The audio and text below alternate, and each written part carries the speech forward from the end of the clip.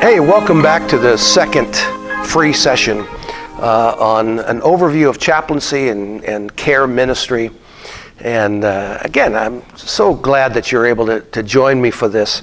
You know, last time we talked about primarily prison ministry, and you know, the prison, it's a tough place to work, tough area of ministry, but it's so fruitful and such a great area if you're called to that. Not everybody's called to deal with those who have been wounded and or caused a great deal of wounding through prison ministry or through their prison experience. But others have a much stronger call to care for people that are within the healthcare system. Now, when we're talking about healthcare, that can be anywhere from working in an emergency room, just coming alongside of people in times of crisis. It can be working within a hospital setting for those that are in the hospital and either have family or have distant family or have no family at all. But it also especially covers nursing homes and rehabilitation programs where there's a great need for people to be cared for and ministered to and listened to as a part of the allied health team within the hospital setting. So I want to cover some of the most important points regarding chaplaincy ministry within a healthcare setting, because they're very, very important. Now, the book that goes along with this, by the way, there's a book that's been written by Dr. Kathy Smith on healthcare ministry. And you know, if you again, we've got a course that we're offering on certification in chaplaincy ministry. You know, if you are if you're interested in that program, I mean, the textbook is a part of it. It's an excellent, excellent book. Anyway, you know, when someone goes into a nursing home, and I know this from recent circumstances, you know, my dad, he passed away at almost 90 years of age. Now, it's a long run, and he had a good life, but I still miss the old guy. And not only do I miss him, but I'm somewhat reminiscent in a good way and not so good way regarding his time leading up to his passing. I mean, he was contracted lung cancer. He had smoked many, many years before, but had quit and, you know, loved the Lord, was a good guy. But anyway, there he was. He had lung cancer. And so he ended up he was diagnosed, there was no surgery that could be done, etc. And so, you know, he was in a nursing home in a rehab program. And on more than one occasion, we found that, you know, again, I don't want to slam them, but, you know, some of the nursing personnel were just not really that spot on in terms of their care for him. They messed up medication. They often didn't attend to some of his personal needs. And I'm fortunate because I live in the same city. My sister and my brother also live in the same city. So between us and grandkids and all, we were able to spend a lot of time to watch out for his care. We connected to the local hospital chaplain and then later a nursing home chaplain that was, you know, full-time paid people. And they were very, very good and very conscientious, but they could only be there for a short period of time. And in many cases, they were so overloaded with so many patients that they might not be able to stop in to see my dad for, you know, a week, 10 days. I mean, you know, chaplaincy care is it's crisis, but it's also comfort and care, and especially within a hospital setting. You know, one of the things we see, there's a huge need for volunteer chaplains within the healthcare system. Anyway, let me just cover a few important points. The primary recipients of this care tend to be elderly folks, but also can be just anybody that's in the hospital or in a nursing home or a rehab center for whatever reason. They're vulnerable. Let's face it, they are vulnerable. That is, they're dependent upon everyone around them to care for them. That can be highly frustrating, especially for independent senior adults who are used to being able to make their own decisions and now are in a position where they really can't.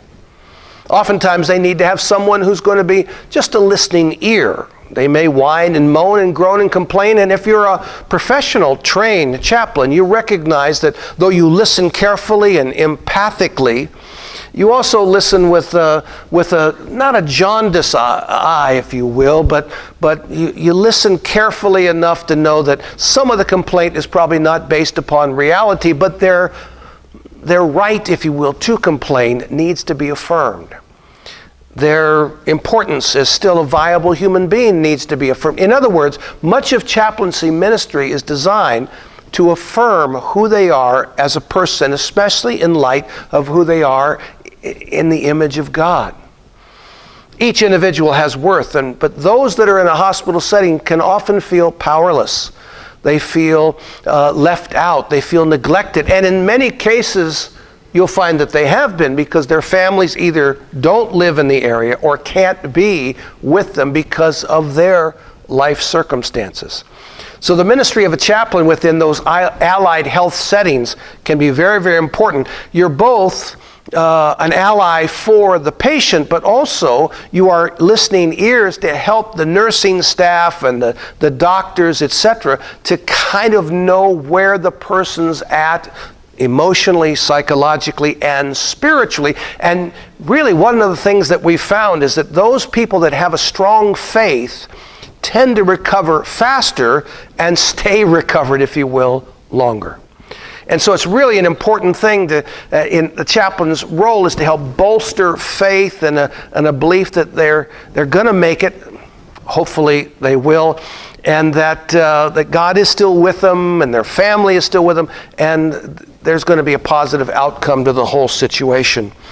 So many times people can be very concerned about the chaplaincy role. I mean, some people believe, especially I've heard from some chaplains, that they're often treated like second class. But really they are a very important part of the allied health community.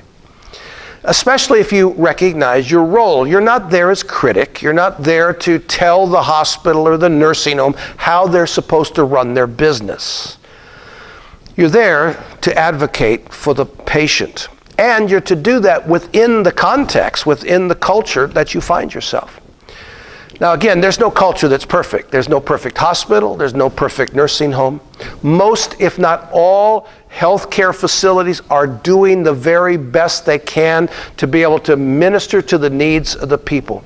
And so you have to embrace that they're doing their best. And you need, if you're a chaplain, to do your best to listen and care. And so part of the key to being really effective within an allied health community is having good communication skills. Being a nice person really gets you through life a whole lot. You need to have a certain level of emotional intelligence if you're going to work in the chaplaincy field. That is, you have to be able to get along with people, learn to listen effectively, speak when it's necessary to speak, and do so clearly and with an intention of being understood. It's nice to have a sense of humor, especially in working in nursing home, because a lot of stuff goes on so fast.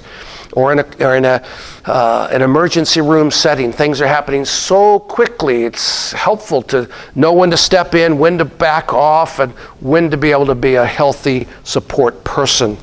One of the things that you deal with probably more than anything else within either the hospital or nursing situation is both the grief and loss process with the family and or with the person that's in the hospital or in the nursing home. Grief is grief is grief. It's a painful thing. Grief always moves in a direction. It's moving forward. It's not moving backward. It moves forward. And it takes a person from a place of, oftentimes they start with shock, I can't believe.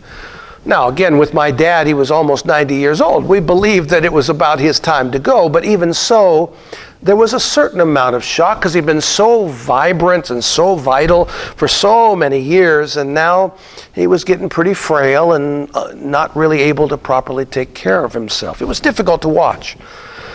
To watch that whole process, even as a son, even though I'm trained as a therapist and all that, it was difficult to watch the process of my dad fading away. My sister reacted differently. My brother reacted differently. Everyone reacts differently or responds differently to grief. Often there can be denial. There can be a certain amount of bargaining. I remember talking to my dad, and he said, I feel like I'm coming to the end, but wouldn't mind having another couple years. You think God might give me another couple years? I said, Dad, I don't know. It would be great with me because I really enjoyed our Thursday morning breakfasts together. But anyway, God knows the timing, and you can't always fix the situations like you'd like to. So the grief process can be difficult. There's oftentimes bargaining. There's oftentimes an expression of emotion, the sadness, the anger sometimes, the hurt, the fear. What is this, in terms of reminding you that you're also mortal. And eventually, if you work it well, you get to a place of acceptance. It is what it is. Now thank God that as believers, we don't grieve as those that have no hope. We have hope in the resurrection. And I am convinced beyond shadow of doubt that my daddy dearest is dancing with my mother in heaven. And they're having a great time. And, but not everybody has that level of hope. So as a chaplain, one of the things that you have to deal with is the reality of the situation where you find yourself. Not everybody wants faith, but they do want people around them. Not everybody embraces the same type of faith that we do. And that cannot stop us from effective ministry, of listening, of showing care. And when we deal with the course on hospital chaplaincy, we go into depth on how to minister effectively to folks that are involved in a hospital setting or in a nursing home, etc. One of the things that is for certain, you deal with a lot of end-of-life issues, and so it's really important to understand the principles of thanatology, which is the study of death and dying, for both the patient, to help them to understand what they're going through, what they're experiencing. Them being able to say goodbye in a healthy way is important. If you can't say goodbye well, it's hard to say hello well to the next phase of life. And so much of the chaplaincy ministry within, especially nursing homes, but hospitals in general, is dealing with death and dying and grief and loss, which is not always fun, but it's such a very important and effective area of ministry.